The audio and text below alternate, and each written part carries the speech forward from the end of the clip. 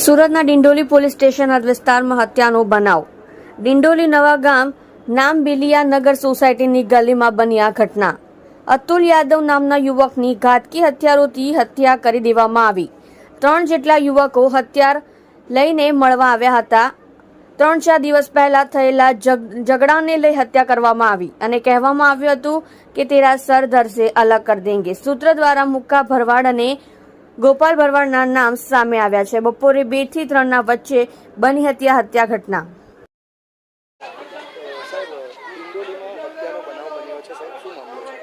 Dindoli police station વિસ્તારમાં નવાગામ ખાતે એક હત્યાનો બનાવ બન્યો છે.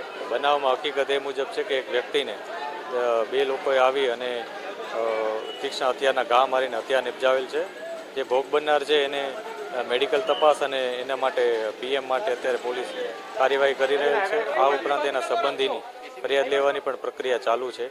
આ ઉપરાંત જે આરોપી છે શકમંદો એની તપાસ પણ પોલીસ કરી રહેલ છે અને જે પણ મેડિકલ એવિડન્સીસ છે, વિટનેસ છે અને બીજી જે પુરાવા મળે છે એ આધારે અમે કાર્યવાહી આગળ કરીશું. આ બનાવમાં જે ભોગ બનનાર છે એના ઉપર 2 વ્યક્તિઓ એ શકમંદો છે એ લોકોએ હુમલો કર્યો હતો. તીક્ષ્ણ હથિયારને હુમલો કરી અને એનો ખૂબ જ ઊંડા ઘા માર્યા હતા, જેથી તેનું મૃત્યુ થયું હતું અને તે બાબતે પોલીસ અત્યારે મેડિકલ એવિડન્સીસ પણ લઈ રહી છે.